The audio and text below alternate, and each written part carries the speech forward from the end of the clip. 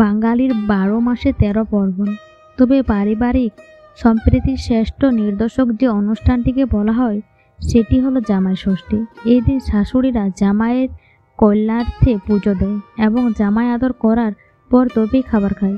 এই দিনটি শুধু শাশুড়ি বা জামাইকে ঘিরে তৈরি হওয়া একটি উৎসব নয়, এই উৎসবটি দুটি পরিবারের মিলনের উৎসব।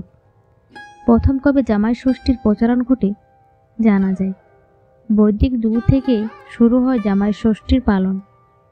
চিরাচরিত এই নিয়মটি বছরের পর বছর পালন করে আসছেন বাঙালির ঘরের মেয়েরা। প্রধানত ষষ্ঠী দেবকে প্রসন্ন করার জন্য এই উৎসবটি পালন করা হয়। কেন শুরু হয় জামাই ষষ্ঠী? জামাই ষষ্ঠী কেন শুরু হয় তা নিয়ে একটি গল্প প্রচলিত রয়েছে। এই সময় এক লোভী মহিলা বাড়ির রান্না করা মাছ চুরি করে খেয়ে একটি বিড়ালের উপর দোষারোপ দিয়ে দেন। এই কথা তো সকলেই জানে।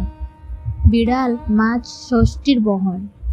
বিড়ালের উপর অযথা দোষারোপ দেওয়ার কারণে ওই মহিলাটি একের পর এক সন্তানকে হারায়। প্রত্যেক সন্তানকে হারানোর পর মহিলাটি নিজের ভুল জানতে পারেন এবং সন্তানদের ফিরে পাওয়ার জন্য এক গম্ভীর জঙ্গলে গিয়ে ষষ্ঠী দেবীর আরাধনা শুরু করেন। দীর্ঘ তপস্যার পর ষষ্ঠী দেবী তুষ্ট হয়ে ওই মহিলার সন্তানদের ফিরিয়ে দেয়।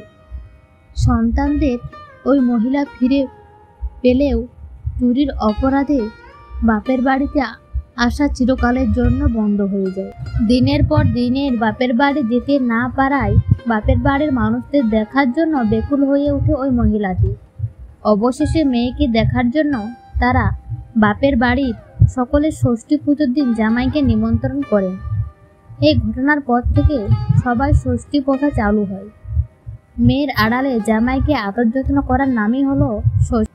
জামাই ষষ্ঠী নিয়ে একাধিক গল্প চালু হলেও মূল কথা হলো আগেকার সময় বিয়ে হয়ে গেলে মেয়েরা বাপের বাড়িতে আসার অনুমতি পেত না। মেয়েকে দেখার জন্য ব্যাকুল হয়ে যেতেন তার বাবা মা। মেয়ের কাছে যাওয়ার জন্য জামাইকে আদর যত্ন করার জন্য একটি দিন ধার্য করে নিতেন তারা। জামাই আদরের পাশাপাশি মেয়েকেও কাছে পেতেন তারা। এইভাবে মেয়েকে দেখার ব্যাকুলতা আড়ালে শুরু হয় জামাই ষষ্ঠীর উদযাপন।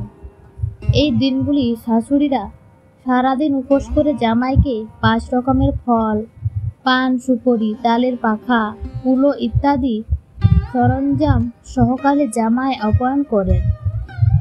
জামাইয়ের আদর যত্ন করা হয় হরেক রকম খাবারের মাধ্যমে। যদিও সময়ের সাথে সাথে এই দিনটি রীতিনীতি কিছুটা পরিবর্তন ঘটেছে, কিন্তু আজও দিনের শেষে জামাই ষষ্ঠী দুটি পরিবারের মিলনের উৎসব বলে মনে করা হয়।